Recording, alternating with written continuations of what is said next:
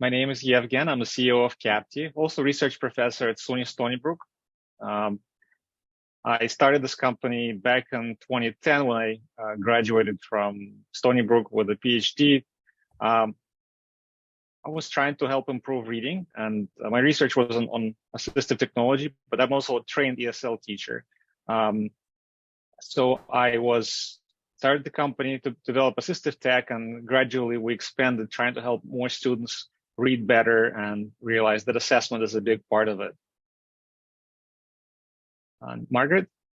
Yeah, I'm Margaret Opatz, and I am Capti's reading research scientist, but I'm formerly a teacher and also a reading interventionist at the University of Utah's Reading Clinic. My final year as a reading interventionist at the University of Utah's Reading Clinic, I was at a middle school doing intervention services, and we tested all 375 seventh graders, and we had their STAR results, but those were not specific enough. So we had to do like that one-on-one testing, which you can imagine took so much time, but it was really important for us to like figure out where students were struggling.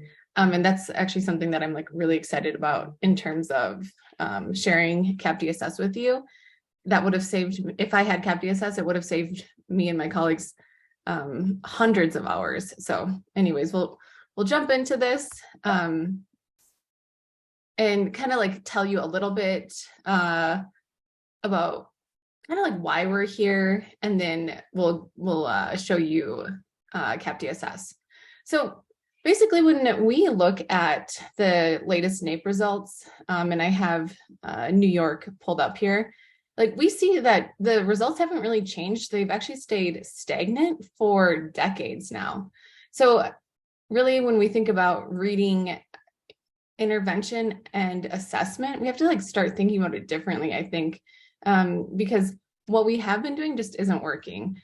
So when we think about skilled reading, there's really all these skills. And if you are familiar with this reading rope, I won't go into it in too much depth, but when we think about skilled reading, there's just so many foundational skills that have to be fully functional within reading to be able to make sense of the text. So we have that word recognition level where we have like decoding and building up our sight word knowledge. But then we also have this language comprehension. And so often language comprehension isn't measured in enough depth on assessments that it's hard to know where students struggle. I do think that we have a lot of focus on vocabulary for assessment, but not necessarily these other parts of really skilled reading that focus on language comprehension, like the language structures. Like, do students understand the syntax of a sentence to be able to make sense of the relationships within what they're reading? So when we think about a diagnostic, it really has to go beyond just measuring reading comprehension or the ability to decode, and really get down into those foundational skills that are crucial for developing skilled reading over time. So what we're going to share with you today with ETS ReadBasix and Capti Assess is that this is really a diagnostic assessment. All of these assessments that we have listed on the left side of the screen, they claim to be diagnostic, but they're really not when you think about the amount of information that they're collecting from students. We have to have really a robust assessment of each of these foundational skills to be able to suggest what students are struggling with and what students aren't. So I mentioned that STAR reading assessment that is used in a district that I was working in.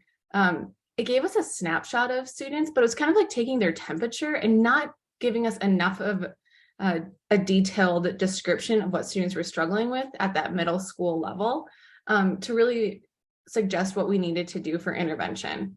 So as I mentioned, we spent hundreds of hours testing all students, and we actually found that it was 47% of students needed a tier 2 intervention that focused on several foundational skills. And we had to do that individually. And as I mentioned before, Capti Assess, if we would have had that, that would have been very helpful in helping us create the intervention groups and the intervention plan that we ended up doing all in person, one-on-one. All right, Yevgen, were you going to take it from here? Yeah, so the Department of Education realized there's a gap. There's also a gap in assessments that come after phonics. There's so many assessments for early elementary education, but once students start to read to learn, and they go beyond phonics, there's fewer and fewer assessments. And there are some assessments you can use in middle school, but they're a bit childish because they're really developed for elementary school students. So IES, it's the Institute of Education Sciences at the Department of Education, has had this massive initiative. And ETS, Educational Testing Service, was one of the participants in it. And as in one of the outcomes of this initiative was the development of actually two different assessments, the known in the research as RISE and GISA, but now ReadBasix and ReadAuthentics. The first one is the foundational reading skill assessment, going in depth on those foundational skills beyond phonics, and GISA, now ReadAuthentics, going into deep reading comprehension, more advanced skills like reasoning and so on. And our role has been bringing these assessments to schools because ETS built them. They were evaluated, proven effective, but they're really focused on their TOEFL and SATs, so they didn't really do anything with this. And they found us and give it to us to bring it to schools. Next slide. Yep. So the product's called Capti Assess. It's with ETS ReadBasix. That's the one we're going to focus on today. But if we have time remaining and if there's interest, we can go into the other assessment as well. So this is a science reading-based assessment built from ground up for the science of reading. It's been a big fuss lately that people discovered that a lot of tools, interventions, and even assessments are not really based on the science of reading. Next slide. So, yeah, it came out of this RFU initiative. It's based on about 20 years of research. It's probably one of the most research assessments with dozens of journal articles, really science-based. And it's trusted by researchers. Just to give you an example, this year, it's been used by 15 different research universities, including NYU and Stanford University, University of Memphis, Stirrup Institute. So the reason the researchers are using it is because they really trust the accuracy of this assessment, the depth of it, and they're using it to validate whether their interventions, experimental interventions, are working. So our role has been to instrument it. And we're also funded by Department of Education. So, and happy to report that now this is available on BOCES Coaser to all MORIC districts.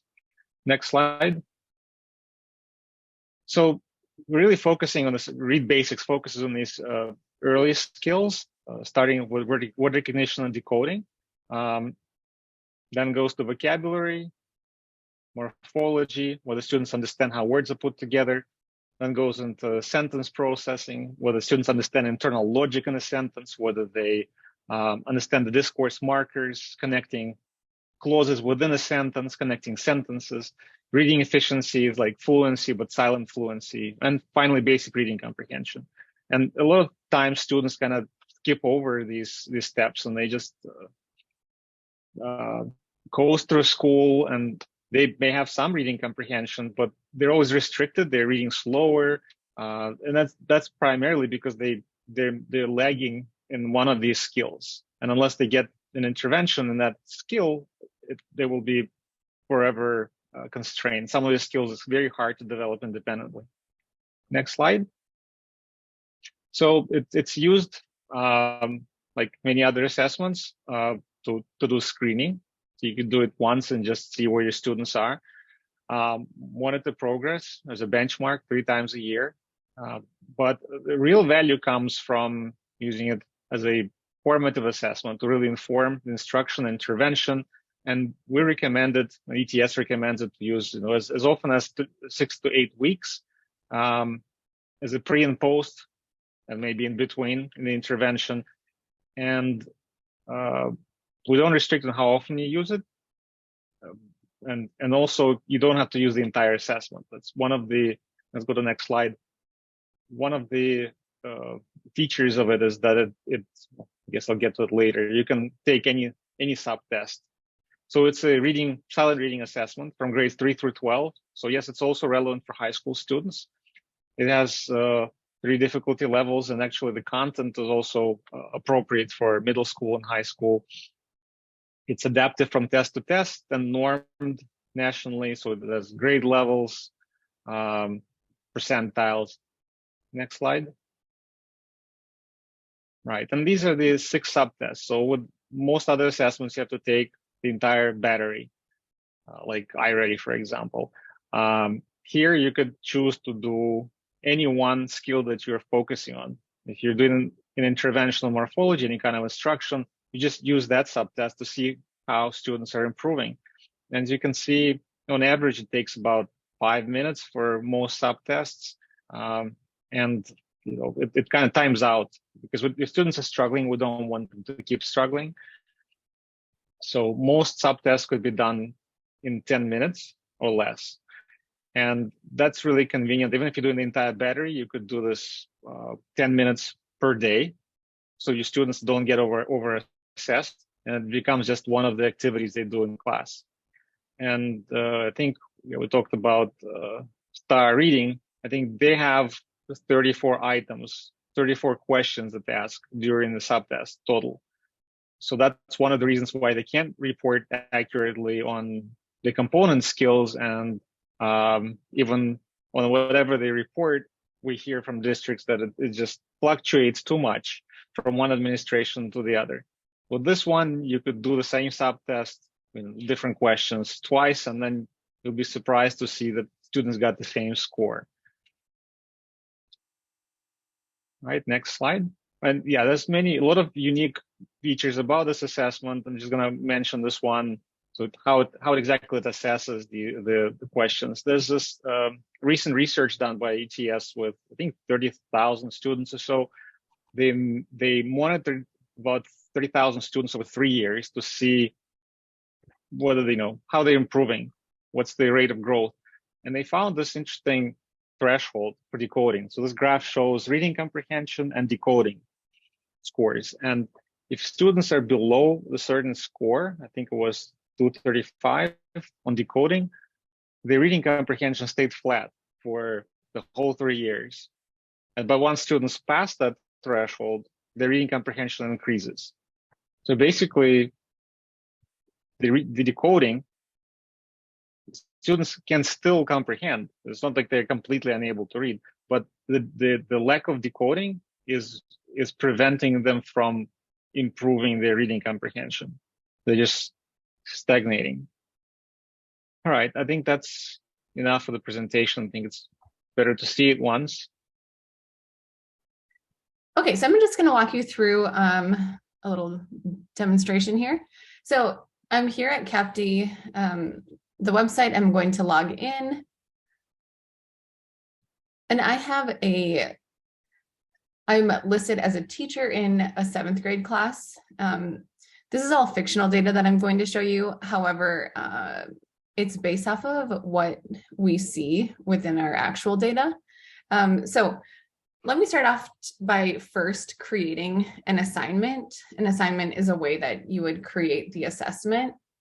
So for what I'm showing you today, I'm going to show you how to make a ReadBasix. So I clicked on new assignment, went in here. Let's say I'm going to have students take the fall assessment.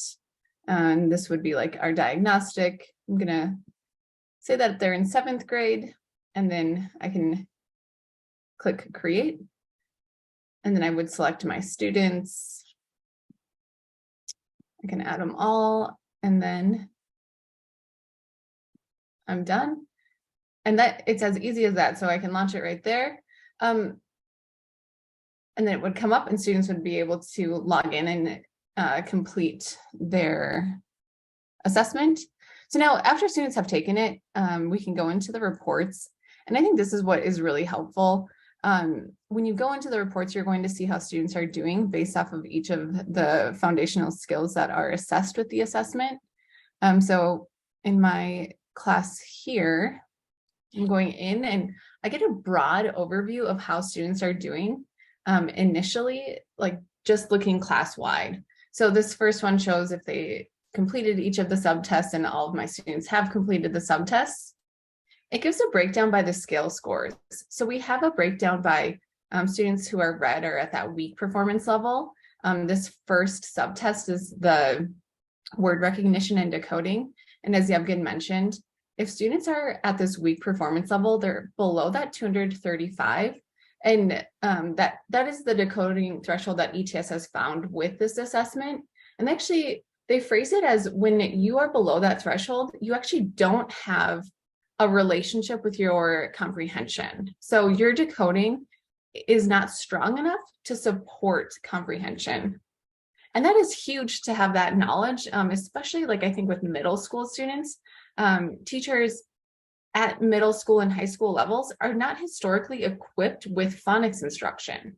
But that is exactly what this is suggesting, is that students need phonics instruction. And I'm not talking about like phonemic awareness or phonological awareness. I'm not suggesting that, but like phonics instruction that focuses on word analysis is so important. So that's really helpful to just like see that right away, that in this 7th grade class, there would be 9 students who would require some type of word analysis instruction. So then the other colors represent a low average, high average, and then a strong performance. And because this is assessing those foundational reading skills, we really want students to have at least that high average ability in each of these skills to become those skilled readers who can comprehend at deep and meaningful, in deep and meaningful ways. So this goes across for each of the subtests or the foundational skills. You can see them listed across here. So we have word recognition, decoding, vocabulary, morphology, sentence processing, reading efficiency, and reading comprehension. You also will see a grade equivalency. So based off of the norms, students are shown to be either 2 or more grade levels below, 1 grade level below, or at or above grade level. And I want to highlight here that sometimes you can see students are at grade level, and their percentile seems to be fine. They probably are in the tier 1 instruction. But the first chart showing the scale scores, this is their absolute reading ability, whether they're proficient in reading or not. So this is the real information of where the students are and where they need help. Even though, if with some 70% of students are reading below grade level, yeah, the majority of them in tier 1 instruction. Mm-hmm. And then you'll also see that there's RTI recommendations. And what's sort of unique about this is you can go in and change the percentiles. So we work with a lot of big districts who specifically are implementing this at the middle school level. And they wanted specifically for like word recognition and decoding to make sure that they're capturing all the students who are below 235. We change their percentiles to match that scale score so that they can really make sure that they are supporting all students who really need that support. And they're using word recognition and decoding in the one district that I'm thinking of, because they have a lot of newly arrived refugees and immigrants, and they want to make sure that they are capturing all the students who truly need that support to become proficient in reading English. So that's the broad overview. Then when we click on students, you can go into a little bit more detail. I should say actually a lot more detail. So you have the scale score, and then we also have Lexile. So you can see the Lexile compared to the scale scores here, and you can change to grade equivalency or percentile as well. I do think one of the strengths is looking at the scale score because that is that absolute scale, as Yevgen mentioned, and we really want to support students to getting to at least that high average because we know that will lead to long-term success. So I'm going to go ahead and look at one student. We talked a lot about that 235. You can see here that anyone who's below 235 is marked in red, but I don't want to just focus on that. So I'm going to show you another student who was not considered to be struggling in word recognition and decoding at the beginning of the school year. But you'll see that coming into 7th grade, the student's name was Allison. So Allison was at this low average across all of her sub skills. So what the focus here was to really target an intervention that focused on specifically vocabulary and morphology, and also sentence processing. So her teacher really, this is a case study from a teacher, but the teacher focused on building up the students' vocabulary and then also building up the students' knowledge of word parts in morphology. And you can see that across the year, she increased her scores in both of those subtests. And then in sentence processing, the teacher focused on helping not just Allison, but like the whole class, like really make sense of the relationship in sentences. So like, what do words like because suggest? It's like that cause and effect kind of relationship. And that also improved her sentence processing. And you can see that when you improve the foundational skills, so this is her spring score, that actually improved her ability to comprehend, and all of the other sub skills improved as well. So in this specific middle school that Allison is in,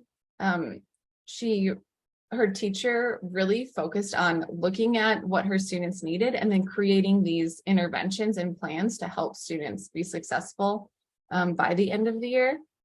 And it really worked for her students.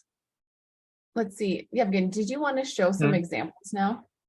Maybe you could show the like individual student report in more depth. Oh, yes. Okay. Yeah, and I just wanted to also comment on what you said. As an important point. A lot of teachers see that students are struggling with reading comprehension because they did a benchmark assessment, and then they think, okay, well, let's do more reading, and so they start to focus on improving reading comprehension. But it's like a symptom. It's like measuring temperature. You really need to understand the underlying cause of what's causing that poor reading comprehension, and that's why it's so important to focus on the foundational skills, because you fix one foundational skill and that automatically improves reading comprehension. In fact, that automatically improves math as well. There's research showing that when improving reading comprehension, you're improving math even more, just because of the amount of reading that is required to understand math problems. Okay, so yeah, let's dig into this student report. So what I had shown you was the report history, just so you can see the change over time. This is the most recent report of Allison's. So as I go through, you get a breakdown of each of the subtests and then the score percentile and grade equivalency. But then you're going to also see the change in Lexile over time. And then each of the sub skills has a breakdown of where the student's at, and then what the student can do, like what they're able to do as a reader, and then what they'll benefit from. And that's for each of the subtests. So we go through vocabulary. And since this is the most recent score for Allison, she is at that, at least at that high average. So she's looking good based off of her results. So let me actually go to another student who might need a little bit more support. Okay, so here's a student who's at the 235 mark. And you can see that this student is actually at 235 in decoding and doing well in these other sub skills. And I'm actually curious, has anybody seen a student like this, like where their decoding is, where they struggle with decoding, but like they seem to be doing okay in everything else? Yeah, Brian, I see you shaking your head. So I'm sorry, Margaret, I can't wave to you and tell you, but I'm tutoring a 5th grade student right now who he absolutely would excel in each of the sub-steps except word recognition and decoding. It's fascinating, actually. Yeah, I actually think that this type of student often goes like under the radar because they seem to be doing fine in so much, but then the struggle is in word recognition and decoding. In my time at the University of Utah's reading clinic, this type of profile would be like a student who has a vast world knowledge, but may have tendencies that look like dyslexia.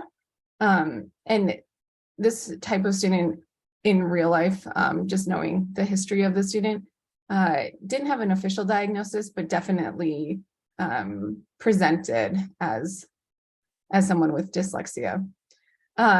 So anyways, that would be caught on this assessment. And you can see the breakdown of the scores, but what I actually want to show you now based off of this student is the recommendations. So there's going to be recommendations that are provided for students based off of each of the foundational skills. So here's word recognition and decoding. And you saw that the student is at that weak performance level. So we give suggestions on what to do for the intervention. And for this student, they would definitely benefit from word analysis. And when I say word analysis, I mean teaching the 6 syllable types and then how words are constructed based off of the syllable types. And then once they're good with that and their score improves, you would get new recommendations. So you can see too, at the high average level, we give additional recommendations because our approach to intervention is not like you just target one skill, right? You might focus more on the skill that the student needs, but it's encompassed in a more robust intervention. All right. Yeah, and this student that you described, I've met some students as well like that before. At the university level, we have a assistive technology tool that helps students read. These are students that do pretty well in high school, but they're just slower readers. So they haven't been technically classified or diagnosed with dyslexia.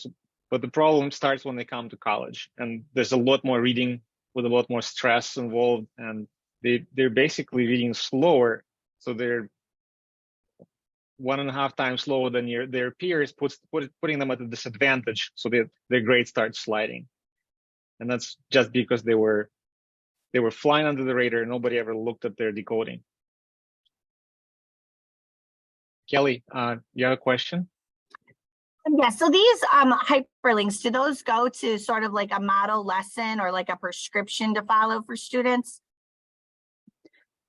Let me show you. So each of these, they go to some type of resource. So we don't have a built-in intervention yet.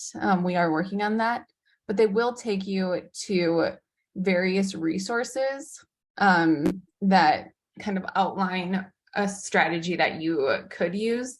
I will say though, to clients that we work with, the school districts that we work with, we partner with the school districts to really support the implementation of interventions. So I spend time doing data meetings with school districts and we come up with plans together. So that's just something else to think about as well. Thank you. Yeah. Any other questions? I think that's everything I had to go over as far as the demonstration goes. Can you go back to the slides? Yep. Please. Okay. Now, if there's time and there's interest, we can go and briefly talk about the other assessment that goes beyond the basic reading comprehension. Yeah, just a couple more slides. Go back. Yeah, so just in case, these are the various integrations we have: Google Classroom, Schoology. So you can administer the assessment through Schoology, through Canvas, rostering through Clever. ClassLink is going to be added in June, and we can connect actually to any student information system. Go next. One thing I wanted to highlight is, since our clients are highlighting this to us as a something different, the value proposition, is we're based in Buffalo. So our support is based, most of it is based in Buffalo. Margaret is in Utah. So we have phone, messaging, email support. I don't know if you ever tried calling Renaissance or any other large assessments. They're trying to cut their costs too much. I think we provide on-demand support for the teachers, for administrators. I have extensive manuals, YouTube tutorials. Margaret offers office hours, data review meetings, and we also listen. We don't have 1,000 districts we're working with. We're like around 100. So we listen to all of our clients. For example, this Lexile has been asked a lot, so we just added it. And go to the next slide. And some of the things that are coming soon, also based on new requests from our clients, is adding the growth estimates to show how the student growing according to how the student should be growing and can be expected to grow. Group level progress reports. You saw the individual progress reports, but there's also a need to be able to see whether your class is moving, at which rate the class is moving. District and student reports. We're actually working with a few districts where administrators want to see more. They want to see compare schools and so on. Larger districts. Goal setting as well. So teachers can meet with the students, say, okay, this is where you are. Let's talk about where you should be. Let's set the goal together, and then we can monitor if we're progressing toward the goal. And maybe if some intervention is not working, we switch to another intervention because we're not meeting goals. And we're also integrating interventions. I don't know if you heard about SERP Institute. They're a nonprofit. They have a fantastic middle school intervention that is free, called STARI. It combines, its unique aspect is the giving students motivation, because if middle school students don't want to do something, they don't do it. So that intervention is among very few middle school interventions that actually work. And it's free. Well, it's not really free because you have to print it. So it costs a lot just to print the material. So we're working with them to integrate their intervention and make it digital, which actually makes it easier to scale. That, and also another one that they offer is the Phonics Boost. So we'll start rolling that out in the beginning of next school year. That one is for students who are in middle school but are still struggling with phonics. And the STARI intervention is for students who are a couple of grades behind. Okay, next slide. And I mentioned that this is available through BOCES Coaster, but there's a special offer for you. Is free trial, free training. If you want to do it, if you want to try it with your students right now, we're happy to work with you. This is the contact information of our sales director. We can create an account for you within 24 hours, depending when you contact us, sometimes within an hour. And our support director here, who is here in Buffalo, will be in touch with you, and we'll get you onboarded. And this could help you make a decision if this actually fits your district's needs, if you want to try it out. Margaret, can you go next? I think we have some sample items to share. We can talk about the why we're asking this kind of question, or ETS, why are they asking it this specific way?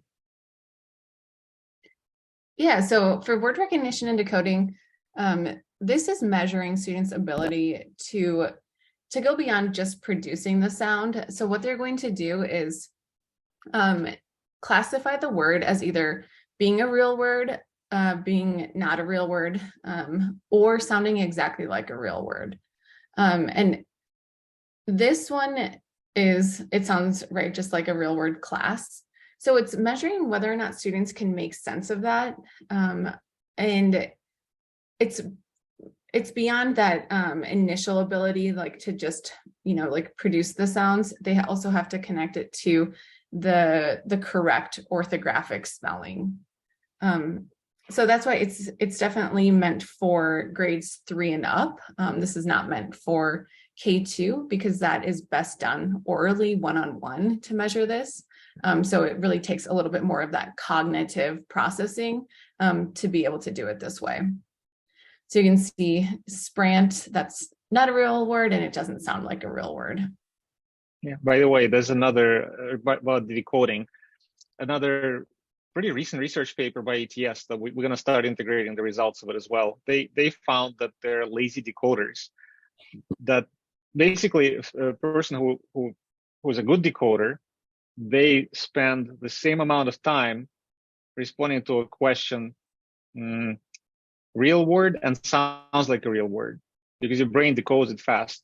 But when you encounter not a real word like sprant, your brain gonna get stopped and it starts going through multiple decoding cycles, and you spend twice as much time decoding it.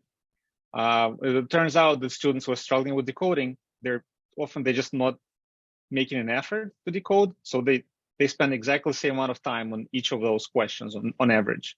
So we're working to add this to our reports to highlight such students, because they need the intervention on this as well.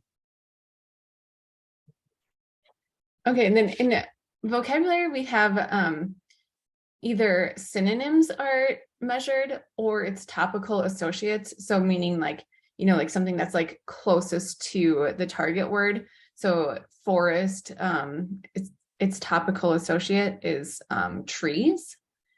And that's one type. And then we also have the synonyms. So angry and mad.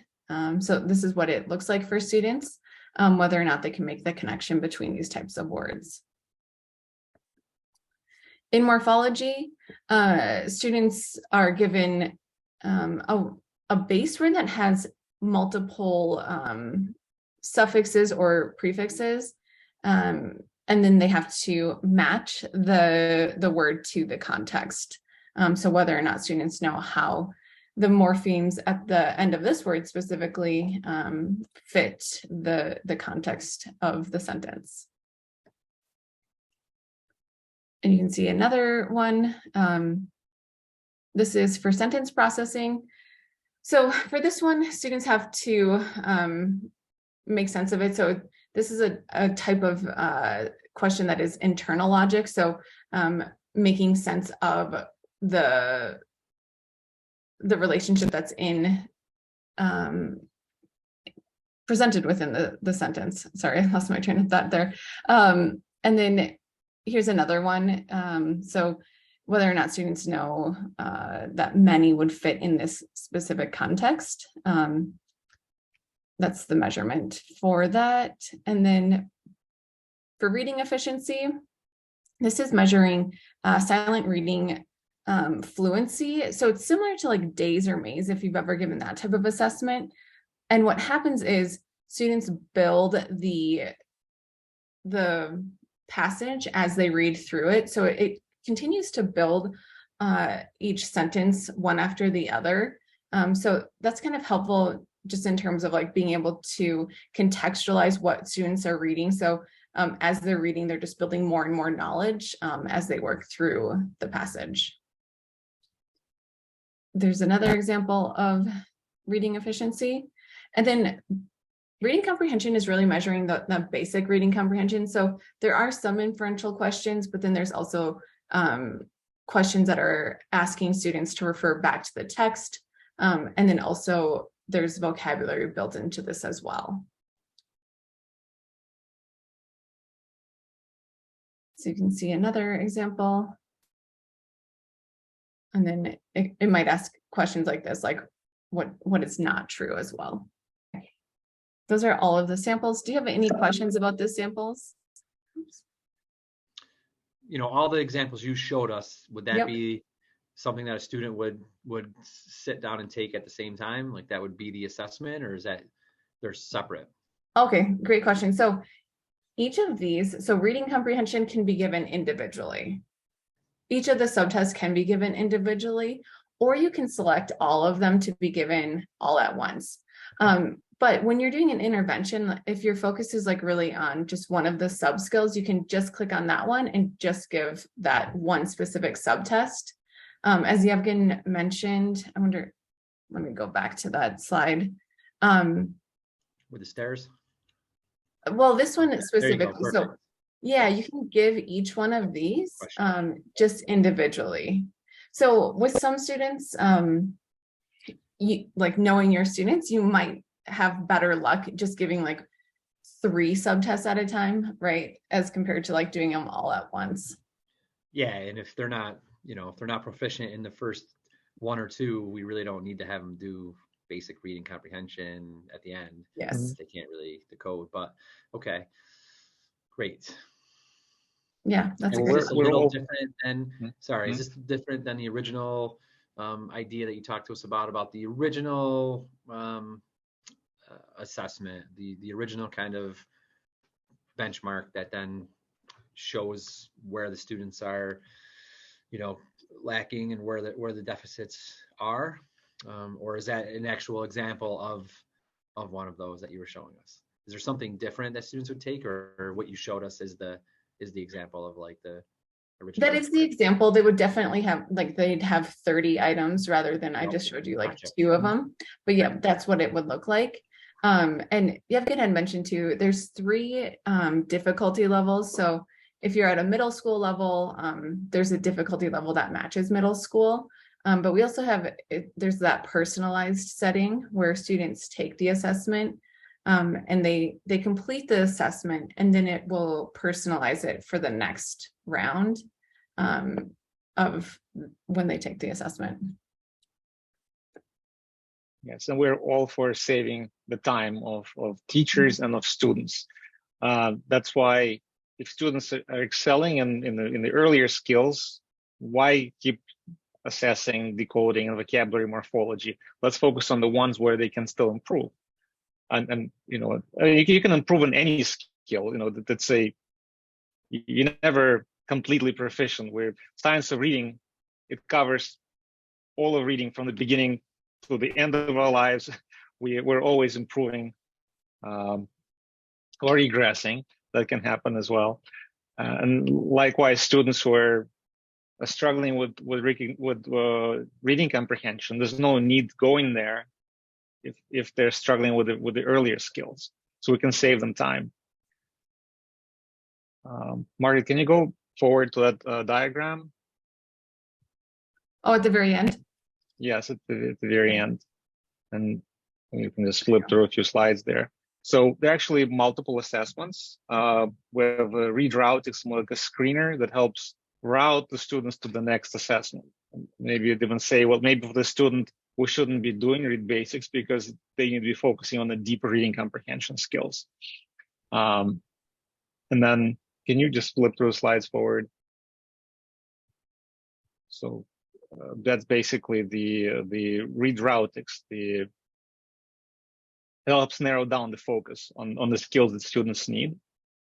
Keep going. So it helps match students to the right assessment, saves time, and also helps improve the accuracy. I'll keep going. And that's a 5 to 10 minute assessment that is included with this. I'll keep going. It has a subset basically of the ReadBasix, and it just reports the overall levels and percent correct. So you can't really use it for diagnostics. Keep going.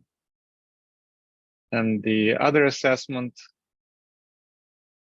is the Read Authentics, and it's also silent assessment, but it assesses 10 literal and deep reading comprehensions, also elementary to high school, also normed.